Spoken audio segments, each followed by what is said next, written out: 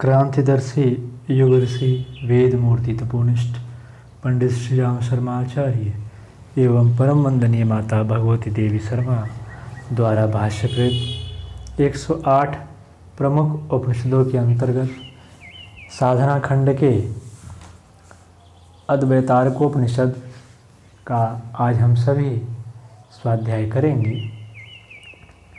शुक्ल यजुर्वेद से संबद्ध इस उपनिषद में राजयोग का सविस्तार वर्णन है, जिसका सुपरिणाम ब्रह्म प्राप्ति के रूप में विवेचित है। इसमें सर्वप्रथम तारक योग की व्याख्या करने का निश्चय व्यक्त करते हुए योग के उपाय और उसके फल की विवेचना की गई है। तदुपरांत तारक का स्वरूप, लक्ष्यत्रय के अनुसंधान की विधि, अंतर्लक्ष्य, बहिर्लक्ष्य और मध्य लक्ष्य का लक्षण, दो प्रकार के तारक का स्वरूप, तारक योग की सिद्धि, तारक योग का स्वरूप, सांभवी मुद्रा, अंतर्लक्ष्य के विकल्प, आचार्य का लक्षण एवं अंत में उपनिषद की फलश्रुति वर्णित है। इस प्रकार इस उपनिषद में भवसागर संसार बंधन से त्राण पाने का अति सुगम उपाय तारक ब्रह्म की साधना का विधान प्रस्तुत किया गया है। शांति पाठः। ओम पूर्णमदः पूर्णमिदं पूर्णात् पूर्णमुदच्यते पूर्णस्य पूर्णमादाय पूर्णमेवावशिष्यते। ओम शांतिः शांतिः शांतिः। अर्थात ओम रूप में जिसे अभिव्यक्त किया जाता है वह परब्रह्म स्वयं में सब प्रकार से पूर्ण है और यह सृष्टि भी स्वयं में पूर्ण है। उस पूर्ण तत्व में से इस पूर्ण विश्व की उत्पत्ति हुई है। उस पूर्ण में से यह पूर्ण निकाल लेने पर भी वह शेष भी पूर्ण ही रहता है। आदिदैविक, आदि भौतिक एवं आध्यात्मिक ताप संताप शांत हों। उपनिषद के पहले मंत्र में उपनिषद के ऋषि लिखते हैं, अब अद्वैतारकोपनिषद की व्याख्या योगियों, सन्यासियों, जितेंद्रियों तथा शम, दम आदि षड्गुणों से पूर्ण साधकों के लिए करते हैं। दूसरे मंत्र में उपनिषद के ऋषि लिखते हैं, वह नेत्रों को बंद अथवा अधखुले रखकर अंतः दृष्टि से भ्रिकुटी के ऊर्ध्व स्थल में मैं चित्त स्वरूप हूँ, इस प्रकार का भाव चिंतन करते हुए सच्चिदानंद के तेज से युक्त कूट रूप अर्थात निश्चल ब्रह्म का दर्शन करता हुआ ब्रह्ममय ही हो जाता है। तीसरे मंत्र में उपनिषद के ऋषि लिखते हैं, जो तेजोमय परब्रह्म गर्भ, जन्म, जरा, मरण एवं संहार आदि पापों से तारता है अर्थात मुक्ति दिला देता है, उसे तारक ब्रह्म कहा गया है। जीव एवं ईश्वर को मायिक अर्थात माया से आवृत जानते हुए अन्य सभी को नैति नैति कहते हुए छोड़कर जो कुछ शेष बचा रहता है वही अद्वय ब्रह्म कहा गया है। चौथे मंत्र में उपनिषद के ऋषि लिखते हैं, उस तेजोमय परब्रह्म की सिद्धि के लिए 3 लक्ष्यों का अनुसंधान ही करणीय कर्तव्य है। पांचवें मंत्र में उपनिषद के ऋषि लिखते हैं, उस योगी के शरीर के बीच में सुषुम्ना नामक ब्रह्म नाड़ी पूर्ण चंद्रमा की भांति प्रकाश युक्त है। वह मूलाधार से शुरू होकर ब्रह्मरंध्र तक विद्यमान है।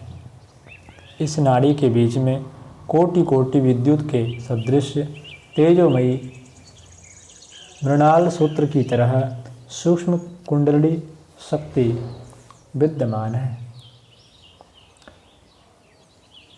तेजोमयी मृणाल सूत्र की तरह सूक्ष्म कुंडलिनी शक्ति प्रख्यात है। उस शक्ति का मन के द्वारा दर्शन करने मात्र से मनुष्य समस्त पापों से मुक्त होकर मोक्ष प्राप्ति का अधिकारी बन जाता है। मस्तिष्क के ऊपर विशेष मंडल में निरंतर विद्यमान तेज अर्थात प्रकाश को तारक ब्रह्म के योग से जो देखता है वह सिद्ध हो जाता है। दोनों कानों के छिद्रों को तर्जनी उंगलियों के अग्रभाग से बंद कर लेने पर फुटकार अर्थात सर्प के फुफकार की तरह का शब्द सुनाई पड़ता है। उसमें मन को केंद्रित करके नेत्रों के मध्य नीली ज्योति को आंतरिक दृष्टि से देखने पर अत्यधिक आनंदानुभूति होती है। ऐसा ही दर्शन हृदय में भी किया जाता है। इस प्रकार के अंतर लक्ष्य अर्थात अंतःकरण में देखे जाने योग्य लक्षणों का अभ्यास मुमुक्षु अर्थात मोक्ष की अभिलाषा रखने वाले साधक को करना चाहिए। इस मंत्र की व्याख्या में युग ऋषि लिखते हैं, मनुष्य बाह्य सुखों भोगों की कामना से ही पाप कर्म में प्रवृत्त होता है। पाप वृत्ति उक्त कामनाओं के आधार पर ही उभरती है। अंतःस्थिति कुंडलिनी की सामर्थ्य का दर्शन मन से होने पर यह विश्वास मन में जम जाता है कि सुखों में श्रेष्ठतम आनंद का स्रोत अपने भीतर ही है। इसलिए बाह्य उपलब्धियों के निमित्त उभरने वाली पाप वृत्ति उभरती ही नहीं है। छठवें मंत्र में उपनिषद के ऋषि लिखते हैं, अब बाह्य लक्ष्य के लक्षणों का वर्णन करते हैं। नासिका के अग्रभाग से क्रमशः 4, 6, 8, 10 या 12 अंगुल की दूरी पर नील एवं श्याम रंग जैसा रक्ताभ वर्ण का आकाश जो पीत शुक्ल वर्ण से युक्त होता है, उस आकाश तत्व को जो निरंतर देखता रहता है वही वास्तव में सच्चा योगी कहलाता है। उस चलायमान दृष्टि से आकाश अर्थात रिक्त स्थान में देखने पर विज्योति किरणें स्पष्टतया दृष्टिगोचर होती है। उन दिव्य किरणों को देखने वाला ही योगी होता है। जब दोनों चक्षुओं के कोने में तप्त सुवर्ण की भांति ज्योति मयूख अर्थात किरण का दर्शन होता है तो फिर उसकी दृष्टि एकाग्र हो जाती है। मस्तिष्क के ऊर्ध्व में लगभग 12 अंगुल की दूरी पर ज्योति का दर्शन करने वाला योगी अमृतत्व को प्राप्त कर लेता है। जो मनुष्य चाहे जिस स्थल पर स्थित सिर के ऊर्ध्व में आकाश ज्योति का दर्शन करता है वही पूर्ण योगी कहलाता है। 7वें मंत्र में उपनिषद के ऋषि लिखते हैं, इसके अनंतर अब मध्य लक्ष्य के लक्षण का वर्णन करते हैं। जो प्रातः काल के समय में चित्रादि वर्ण से युक्त अखंड सूर्य का चक्रवत अग्नि की ज्वाला की भांति तथा उनसे विहीन अंतरिक्ष के समान देखता है, उस आकार के सदृश होकर प्रतिष्ठित रहता है। पुनः उसके दर्शन मात्र से वह गुण रहित आकाश रूप हो जाता है। विस्फुरित अर्थात प्रकाशित होने वाले तारागणों से प्रकाशमान एवं प्रातः काल के अंधेरे की भांति परमाकाश होता है। महाकाश कालाग्नि के समान प्रकाशमान होता है। तत्वाकाश सर्वोत्कृष्ट प्रकाश एवं प्रखर ज्योति संपन्न होता है। सूर्याकाश करोड़ों सूर्यों के सदृश होता है। इस तरह बाह्य एवं अंतः में प्रतिष्ठित ये 5 आकाश तारक ब्रह्म के ही लक्ष्य हैं। इस क्रियाविधि द्वारा आकाश का दर्शन करने वाला उसी की भांति समस्त बंधनों को काटकर मुक्ति प्राप्ति का अधिकारी हो जाता है। तारक का लक्ष्य ही अमनस्क फल प्रदाता कहा गया है। 8वें मंत्र में उपनिषद के ऋषि लिखते हैं, इस तारक योग की 2 विधियां बताई गई है, जिसमें प्रथम पूर्वार्ध है और द्वितीय उत्तरार्ध। इस संदर्भ में यह श्लोक द्रष्टव्य है। यह योग पूर्वार्ध और उत्तरार्ध 2 प्रकार का होता है। पूर्व को तारक एवं उत्तर को अमनस्क अर्थात मनः शून्य होना कहा गया है। 9वें मंत्र में उपनिषद के ऋषि लिखते हैं, हम आँखों के तारक अर्थात पुतलियों से सूर्य एवं चंद्र का दर्शन अर्थात प्रतिफलन करते हैं। जिस तरह से हम आँखों के तारकों से ब्रह्मांड के सूर्य एवं चंद्र को देखते हैं, वैसे ही अपने सिर रूपी ब्रह्मांड के मध्य में विद्यमान सूर्य एवं चंद्र का निर्धारण करके उनका हमेशा दर्शन करना चाहिए तथा दोनों को एक ही रूप जान करके मन को एकाग्र कर उनका चिंतन करना चाहिए। क्योंकि यदि मन को इस भाव से ओतप्रोत न किया जाएगा तो समस्त इंद्रियां विषयों में प्रवृत्त होने लगेगी। इस कारण योगी साधक को अपनी अंतः की दृष्टि से तारक का निरंतर अनुसंधान करते रहना चाहिए। 10वें मंत्र में उपनिषद के ऋषि लिखते हैं, इस तारक की 2 विधियां कही गई है, जिसमें प्रथम मूर्त अर्थात मूर्ति एवं द्वितीय अमूर्त अर्थात अमूर्ति है। जो इंद्रियों के अंत अर्थात मनश्चक्षु में है वह मूर्त तारक है तथा जो दोनों भ्रिकुटियों से बाहर है वह अमूर्त है। आंतरिक पदार्थों के विवेचन में सर्वत्र मन को एकाग्र करके अभ्यास करते रहना चाहिए। सात्विक दर्शन से युक्त मन द्वारा अपने अंतःकरण में सतत निरीक्षण करने से दोनों तारकों के ऊर्ध्व भाग में सच्चिदानंदमय ज्योति रूप परब्रह्म का दर्शन होता है। इससे ज्ञात होता है कि ब्रह्म शुक्ल शुभ्र तेज स्वरूप है। उस ब्रह्म को मन सहित नेत्रों की अंतः दृष्टि से देखकर जानना चाहिए। अमूर्त तारक भी इसी विधि से मन संयुक्त नेत्रों से ज्ञात हो जाता है। रूप दर्शन के संबंध में मन नेत्रों के आश्रित रहता है और बाहर के सदृश अंतः में भी रूप ग्रहण का कार्य इन दोनों के द्वारा ही संपन्न होता है। इस कारण मन के सहित नेत्रों के द्वारा ही तारक का प्रकाश होता है। 11वें मंत्र में उपनिषद के ऋषि लिखते हैं, जो मनुष्य अपनी आंतरिक दृष्टि के द्वारा दोनों भ्रिकुटियों के स्थल में से थोड़ा सा ऊपरी भाग में स्थित तेजोमय प्रकाश का दर्शन करता है वही तारक योगी होता है।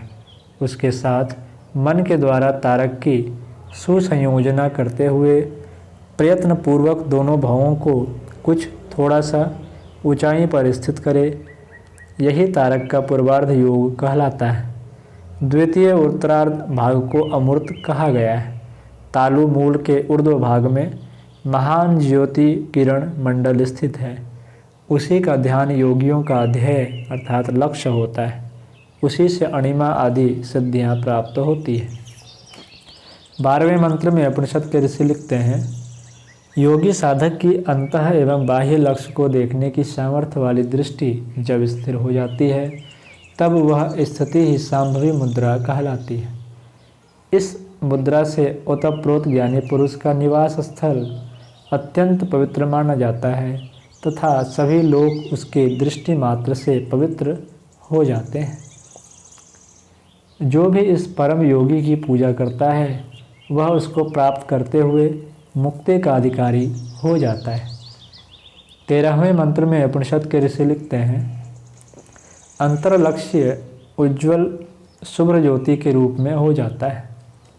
परम सद्गुरु का ज्ञान प्राप्त हो जाने पर सहस्रदल कमल में स्थित उज्ज्वल ज्योति अथवा बुद्धि गुहा में स्थित रहने वाली ज्योति अथवा फिर वह 16 कला के अंतः में विद्यमान तुरीय चैतन्य स्वरूप अंतरलक्ष्य होता है। यही दर्शन सदाचार का मूल है। 14वें मंत्र में उपनिषद के 14वें और 15वें श्लोक में उपनिषद के ऋषि लिखते हैं, वेद ज्ञान से संपन्न आचार्य, श्रेष्ठ आचरण करने वाला, विष्णु भक्त, मत्सर आदि विकारों से रहित, योग का ज्ञाता, योग के प्रति निष्ठा रखने वाला, योगात्मा, पवित्रता युक्त, गुरु भक्त, परमात्मा की प्राप्ति में विशेष रूप से संलग्न रहने वाला, इन उपयुक्त लक्षणों से संपन्न पुरुष ही गुरु रूप में अभिहित किया जाता है। 16वें मंत्र में उपनिषद के ऋषि लिखते हैं, गु अक्षर का अर्थ है अंधकार और रू अक्षर का अर्थ है अंधकार को रोकने में समर्थ। अंधकार अर्थात अज्ञान को दूर करने वाला ही गुरु कहलाता है। 17वें मंत्र में उपनिषद के ऋषि लिखते हैं, गुरु ही परम ब्रह्म परमात्मा है, गुरु ही परम श्रेष्ठ गति है, गुरु ही परा विद्या है और गुरु ही परायण अर्थात उत्तम आश्रय है। 18वें मंत्र में उपनिषद के ऋषि लिखते हैं, गुरु ही पराकाष्ठा है, गुरु ही परम श्रेष्ठ धन है, जो श्रेष्ठ उपदेश करता है वही गुरु से गुरुतर अर्थात श्रेष्ठ में से श्रेष्ठतम गुरु है, ऐसा जानना चाहिए। इस उपनिषद के अंतिम और 19वें मंत्र में उपनिषद के ऋषि लिखते हैं, जो मनुष्य एक बार गुरु या इस उपनिषद का उच्चारण पाठ करता है उसकी संसार सागर से निवृत्ति हो जाती है, समस्त जन्मों के पाप तत्क्षण ही नष्ट हो जाते हैं, समस्त इच्छाओं आकांक्षाओं की पूर्ति हो जाती है, सभी पुरुषार्थ सफल सिद्ध हो जाते हैं। जो ऐसा जानता है वही उपनिषद का यथार्थ ज्ञानी है, यही उपनिषद है। शांति पाठः। ओम पूर्णमदः पूर्णमिदं पूर्णात् पूर्णमुदच्यते पूर्णस्य पूर्णमादाय पूर्णमेवावशिष्यते। ओम शांति शांति शांति। इति अद्वैतार्कोपनिषत् समाप्त।